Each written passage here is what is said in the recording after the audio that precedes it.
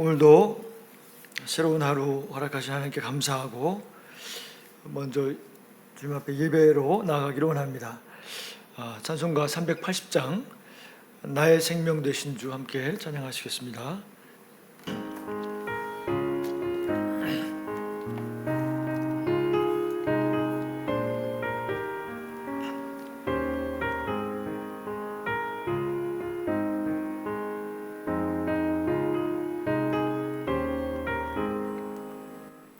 나의 생명 되신 주 주님 앞에 나아갑니다. 주의 흘린 보혈로 정케 하사 받아주소서. 날마다 주를 찬송하겠네. 주의 사랑 줄로서 나를 굳게 잡아매소서. 괴로운 세상 지날 때 나를 인도하여 주소서. 주를 믿고 나가면 나의 길을 잃지 않겠네. 날마다 주를 찬송하겠네.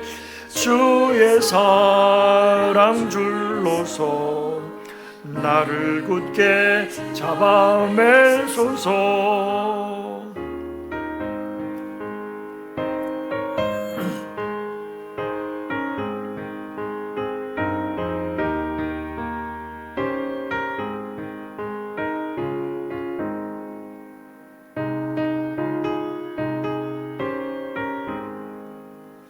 세상 살아갈 때에 주를 더욱 사랑합니다. 밝고 빛난 천국에 나의 영혼 들어가겠네. 날마다 주를 찬송하겠네. 주의 사랑 줄로서 나를 굳게 잡아매소서. 아멘.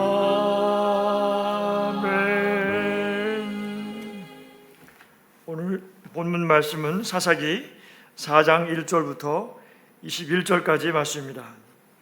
제가 좀 길지만 제가 빠른 속도로 읽겠습니다. 에훗이 죽으니 이스라엘 자손이 또 여호와의 목전에 악을 행하매 여호와께서 하솔에서 통치하는 가나안 왕 야빈의 손에 그들을 파셨으니 그의 군대 장관은 하로셋 학고임에 거주하는 시스라요. 야빈 왕은 철병거 900대가 있어 20년 동안 이스라엘 자손을 심히 학대했으므로 이스라엘 자손이 여호와께 부르짖었더라. 그때 라피돗의 아내 여선지자 드보라가 이스라엘의 사사가 되었는데 그는 에브라임 산지 라마와 베델 사이 드보라의 종려나무 아래 거주하였고 이스라엘 자손은 그에게 나아가 재판을 받더라. 드보라가 사람을 보내어 아비노함의 아들 바락을 납달리 게데스에서 불러다가 그에게 이르되 이스라엘의 하나님 여호와께서 이같이 명령하지 아니하셨느냐? 너는 납달리 자손과 스불론 자손 10,000명을 거느리고 다볼산으로 가라. 내가 야빈의 군대 장관 시스라와 그의 병거들과 그의 무리를 기손강으로 이끌어 내게 이르게 하고 그를 내 손에 넘겨주리라 하셨느니라. 바락이 그에게 이르되 만일 당신이 나와 함께 가면 내가 가려니와 만일 당신이 나와 함께 가지 아니하면 나도 가지 아니하겠노라 하니 이르되 내가 반드시 너와 함께 가리라. 그러나 내가 이번에 가는 길에서는 영광을 얻지 못하리니 이는 여호와께서 시스라를 여인의 손에 파실 것임이니라 하고 드보라가 일어나 바락과 함께 게데스로 가니라. 바락이 스불론과 납달리를 게데스로 부르니 10,000명이 그를 따라 올라가고 드보라도 그와 함께 올라가니라. 모세의 장인 호밥의 자손 중 겐 사람 헤벨이 떠나 게데스에 가까운 시아나님 상수의 나무 곁에 이르러 장막을 쳤더라. 아비노함의 아들 바락이 다볼산에 오른 것을 사람들이 시스라에게 알림해 시스라가 모든 병거 곧 철병거 900대와 자기와 함께 있는 모든 백성을 하루셋 학고임에서부터 기손강으로 모은지라. 드보라가 바락에게 이르되 일어나라, 이는 여호와께서 시스라를 내 손에 넘겨주신 날이라. 여호와께서 너의 앞서 나가지 아니하시느냐 하는지라. 이에 바락이 10,000명을 거느리고 다볼산에서 내려가니 여호와께서 바락 앞에서 시스라와 그의 모든 병거와 그의 온 군대를 칼날로 혼란에 빠지게 하심에 시스라가 병거에서 내려 걸어서 도망한지라. 바락이 그의 병거들과 군대를 추적하여 하루셋 학고임에 이르니 시스라의 온 군대가 다 칼에 엎드러졌고 한 사람도 남은 자가 없었더라. 시스라가 걸어서 도망하여 겐사람 헤벨의 아내 야엘의 장막에 이르렀으니 이는 하솔 왕 야빈과 겐사람 헤벨의 집 사이에는 화평이 있음이라.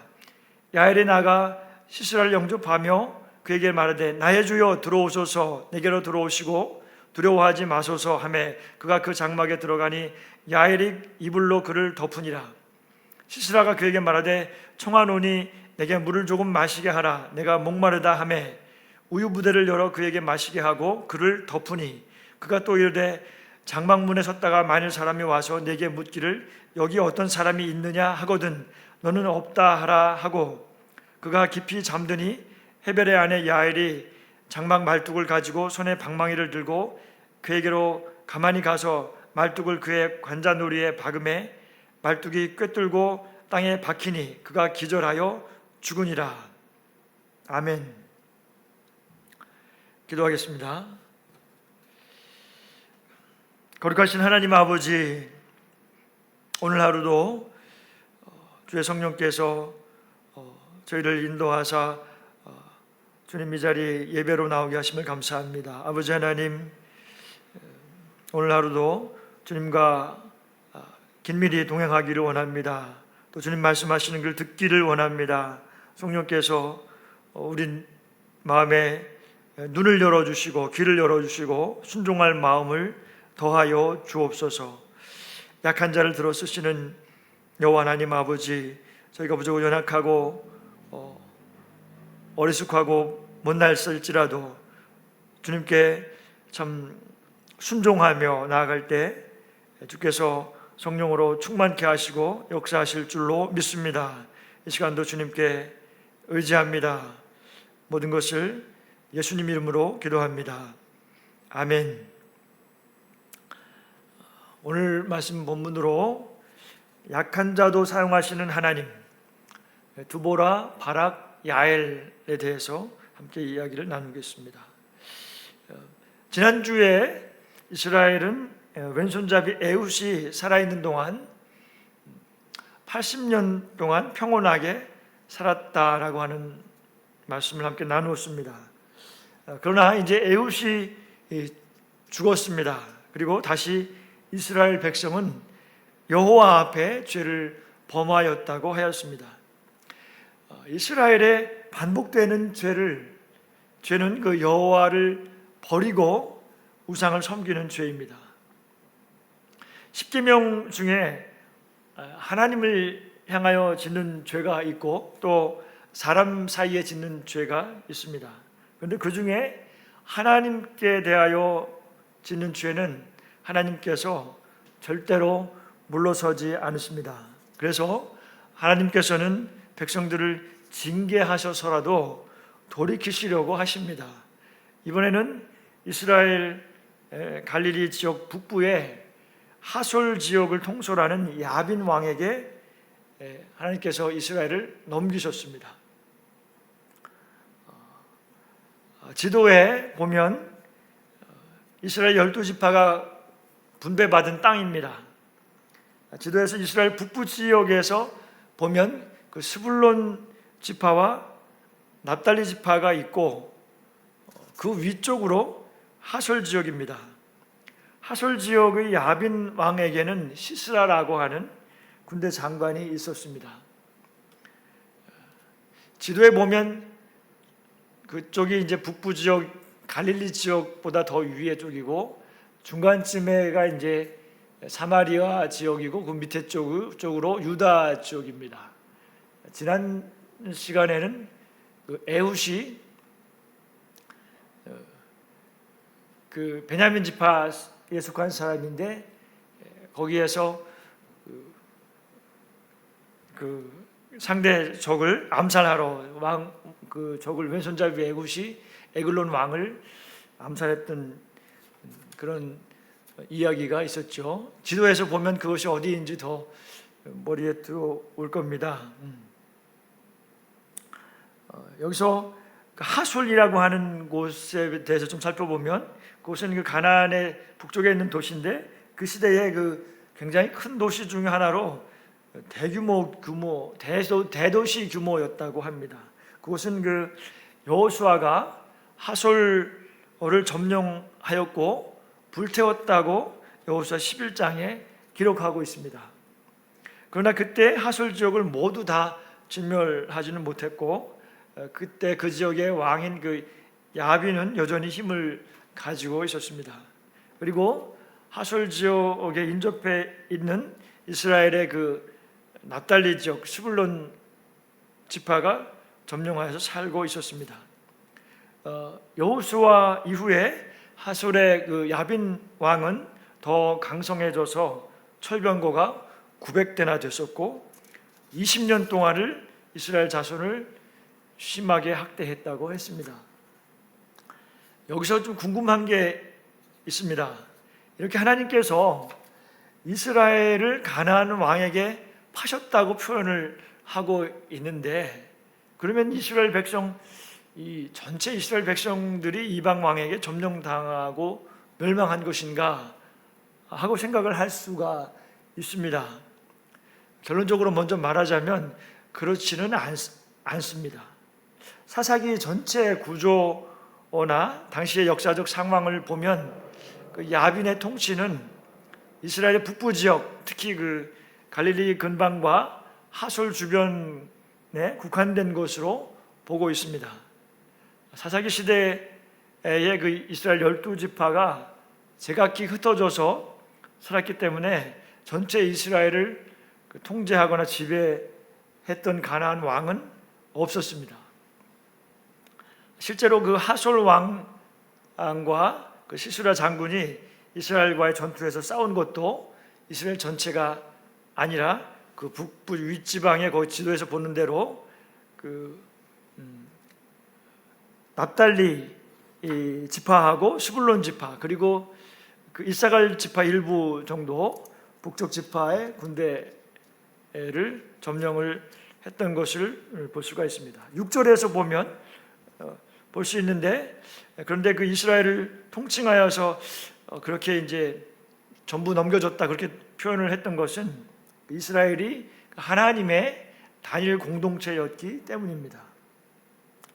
일부 지파가 이방인에게 점령당하여서 20년이나 오랜 시간을 고통을 당하였는데 이스라엘의 그러면 다른 지파들이 좀 힘을 합해서 함께 싸워줄 수 없었는가 하는 생각도 하게 되는데요. 그것은 참 그 당시 교통이나 지역 거리상으로 상당히 좀 어려웠던 일이라고 보여집니다. 조직력도 있었던 것이 아니고요. 이러한 사사시대의 상황을 알고서 이 구약 사사기를 읽으면 훨씬 더 이해가 되고 재미있을 것으로 생각이 됩니다. 이스라엘 자손은 그 심한 고통 가운데에 다시 이제 20년간이나 고통 가운데에 이제 고통 가운데 절박하게 하나님을 다시 찾고 부르짖고 기도하였습니다. 그래서 이번에는 하나님께서 여자 사사인 선지자인 드보라를 세우십니다. 구약 성경에 보면 여자는 남편이 없이는 기업을 물려받을 수도 없고 생계를 유지하기가 어려운 것을 볼 수가 있습니다. 그 당시 그런 사회였음에도 불구하고 하나님께서 여자를 사사로 세우시는 것을 볼 수 있습니다. 하나님께서는 남자와 여자를 동등한 인격으로 대하시는 것을 볼 수 있습니다. 오늘날 우리나라에서는 아직도 가정에서나 직장에서 또는 교회에서도 차별이 있는 것을 또 볼 수도 있습니다. 어느 교단에서는 여성을 목사로 세우지 않는 곳도 있습니다. 그러나 하나님께서는 누구든지 사용하시는 줄로 믿습니다. 여선지자 드보라를 사용하시고 또 자신이 사명을 감당하기에 부족하다고 생각했던 그 바락도 사용을 하십니다. 그리고 앞으로 나올 그 헤벨의 아내 야엘이라는 여성도 하나님께서 사용하십니다. 하나님께서는 우리의 부족함을 따지지 않으시고 순종하는 자를 사용하신다는 것입니다. 본문으로 다시 돌아갑니다. 그때에 라빠도세 아내 여선지자 드보라가 이스라엘의 사사가 되었습니다. 사사들은 평상시에는 재판하는 일을 하였습니다. 5절 말씀에 보면 이스라엘 자손은 그에게 나아가 재판을 받더라. 여자라는 사회적인 그 인식과 관계없이 그의 사사로서의 권위를 하나님께서 세우시는 것입니다. 경건하여 하나님을 경외하며 하나님의 음성을 듣는 사람을 하나님께서는 세우십니다. 사사 드보라는 종려나무 아래에서 이스라엘 자손을 재판하였습니다. 그런데 이 드보라가 살고 있는 지역은 이스라엘 북부 지역이 아니고 이스라엘의 그 남쪽 에브라임 지역입니다. 그래서 거기에 거주하고 있었는데 그녀가 지파를 초월해서 지금 북부 쪽에 있는 그 납달리 지파 사람인 그 바락을 부릅니다. 불러서 이제 그 야빈 왕이 이렇게 점령을 당하고 있는 그 고난 중에 있는 그 문제를 해결해 주려고 해결책을 제시해 주고 있는 것입니다. 6절에서 보면 드보라는 바락에게 납달리 자손과 스불론 자손 10,000명을 데리고 다볼산으로 가라는 하나님의 명령을 전달합니다. 다볼산은 그 야빈 왕의 그 철병거가 도달할 수 없는 그 높은 곳이지요. 또 이어서 드보라는 하나님의 말씀을 바락에게 전합니다. 7절에 내가 야빈의 군대 장관 시스라와 그의 병거들과 그의 무리를 기손강으로 이끌어 네게 이르게 하고 그를 네 손에 넘겨주리라 하셨느니라 라고 하나님께서 말씀하신 것을 바락에게 전달합니다. 하나님께서 야빈의 군대 장관 시스라와 그의 철병거들을 다볼산 근처인 기손강 주변의 넓은 평야로 이끌어 오셨습니다. 그런데 드보라의 말에 바락은 머뭇거리고 주저합니다. 그래서 8절에 보면 바락이 그에게 이르되 만일 당신이 나와 함께 가면 내가 가려니와 만일 당신이 나와 함께 가지 아니하면 나도 가지 아니하겠노라 하니 바락은 하나님께서 자신을 부르신 그 소명에 대해서 자신이 그것을 감당하기에는 부족한 사람이라고 생각하였습니다. 그래서 드보라에게 당신이 나와 함께 가지 않으면 나도 가지 않겠습니다라고 말합니다. 바락은 하나님의 사람 드보라 선지자가 자신과 함께 하는 것은 하나님께서 자신과 함께 하시는 것과 같이 든든하게 생각을 했던 것입니다. 바락의 요청에 드보라는 바락에게 내가 반드시 너와 함께 가겠다고 약속을 합니다. 바락을 격려하기 위해서이기도 하지만 그것은 하나님의 명령을 그때마다 즉시 또 전달하기 위해서이기도 했습니다.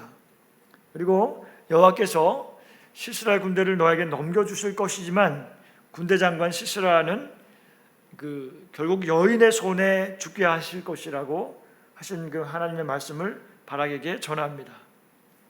그래서 이제 바락이 스불론 자손과 납달리 자손을 불렀는데 10,000명이라고 하는 사람이 그 바락을 따라왔습니다. 그리고 드보라도 함께 그 다볼산으로 올라갑니다.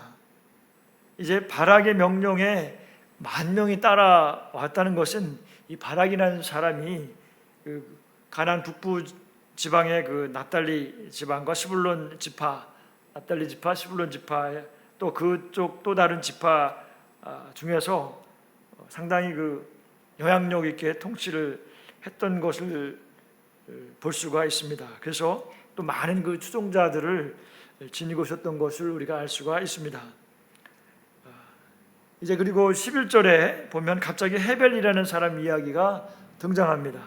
그 이유는 뒤에 헤벨의 아내 야엘의 이야기를 하기 위해서 먼저 소개하고 있는 것입니다. 모세의 장인은 겐 사람이고 그의 자손인 헤벨은 이스라엘 사람이 아닙니다. 그러나 겐 사람들은 유다 지파가 사는 곳에 거주했습니다. 이 말은 그 겐 사람들이 이스라엘 중에서 기업을 얻었다는 것을 뜻하고 있습니다. 그런데 이 헤벨이라는 사람은 어찌된 이유인지는 잘 모르지만 그 가족들을 떠나서 이 북쪽에 있는 그 납달리 지파의 거주지인 게데스에 가까운 사하나님 상수리 나무 곁으로 이주를 합니다. 거기에서 헤벨은 그 야빈 왕의 보호를 받으면서 이스라엘을 배반하고 야빈 왕과 함께 친하게 지냅니다. 이러한 좀 독특한 일이 있는데, 근데 하나님께서는 이것도 하나님의 섭리 가운데 사용하고 계시는 것입니다. 헤벨의 이야기는 뒤에서 더 하기로 하고요. 드디어 이제 야빈 왕의 군대 장관 시스라가 이끄는 모든 철병거 900대와 모든 병사들이 이스라엘 군대가 있는 그 다볼산 아래에 기손강 근처의 평야에 다 모였습니다.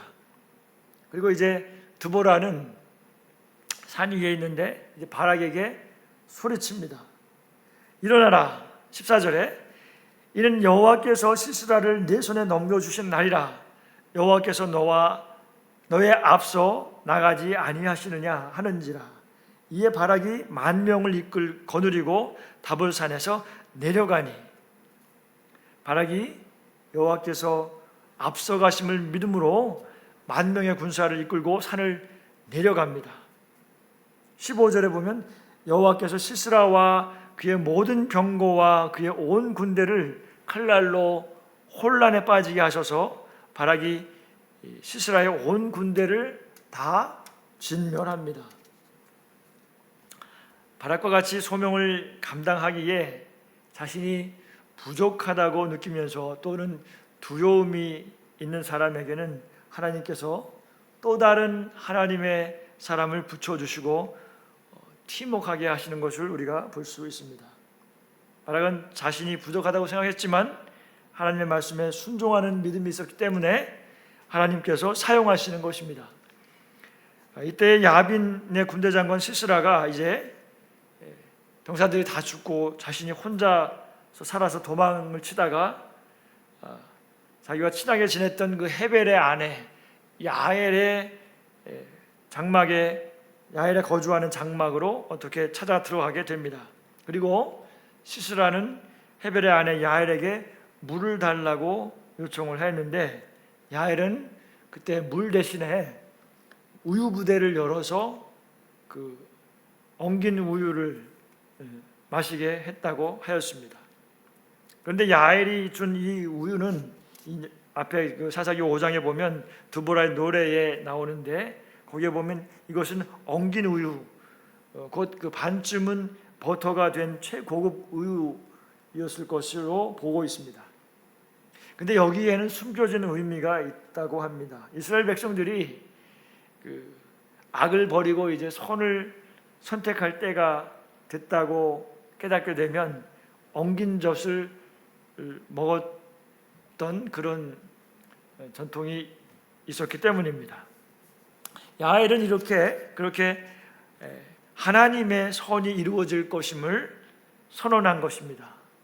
마음속에 이 시스라를 이제 죽이려고 하는 결심을 했던 것이죠. 하나님이 하시는 일은 많은 경우에 이렇게 우리의 그 상식을 뛰어넘는 모습으로 나타나기도 합니다.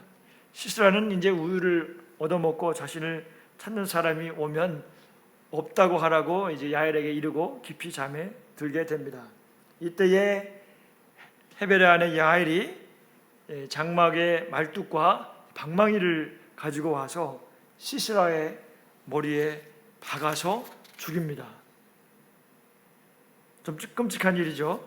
그렇지만 야엘은 이제 선을 행할 때가 온 것을 알았고 하나님께 그대로 순종합니다. 야엘은 아주 평범한 보통 여인이었습니다.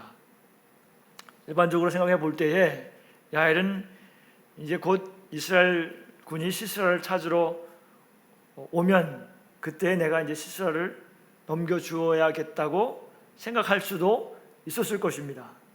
그러나 믿음의 결단을 내립니다. 그리고 끔찍한 방법으로 야빈의 머리에 말뚝을 박아버립니다. 뒤이어서 바락이 이제 시스라를 뒤쫓아 옵니다. 그리고 헤벨의 아내의 장막에 도착을 해서 묻습니다. 그때에 야엘이 장막 안으로 바락을 불러들이면서 시스라가 죽은 모습을 보여줍니다. 전국적으로 하나님께서 가나안 왕 야빈을 이스라엘 자손 앞에서 이제 굴복하게 하셨고 하나님께서 이스라엘 자손을 이제 점점 더 강하게 하셔서 가나안 왕 야빈을 진멸하셨습니다. 하나님께서 하셨습니다. 이제 말씀을 정리합니다. 하나님께서는 언제든지 일하실 때 사람을 통해서 일하십니다. 그런데 부르심을 받은 사람이 순종하지 않으면 역사가 일어나지 않겠지요. 어디에서 무슨 일을 하는 사람인지는 상관이 없습니다.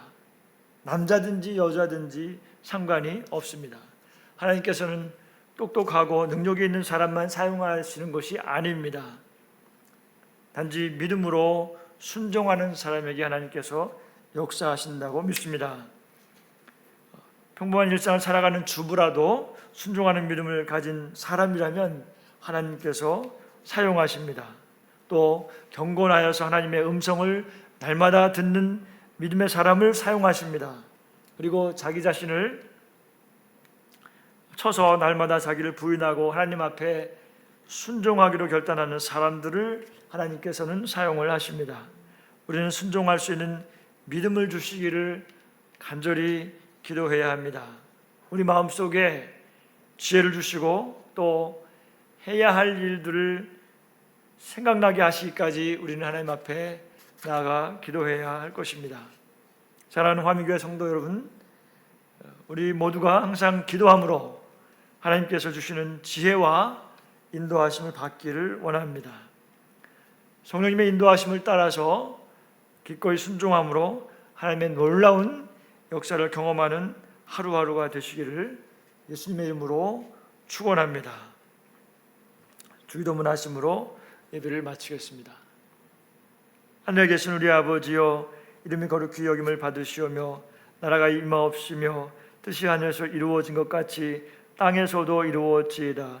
오늘날 우리에게 일용할 양식을 주옵시고 우리가 우리에게 죄 지은 자를 사하여 준 것 같이 우리의 죄를 사하여 주옵시고 우리를 시험에 들지 말게 하옵시며 다만 악에서 구하시옵소서.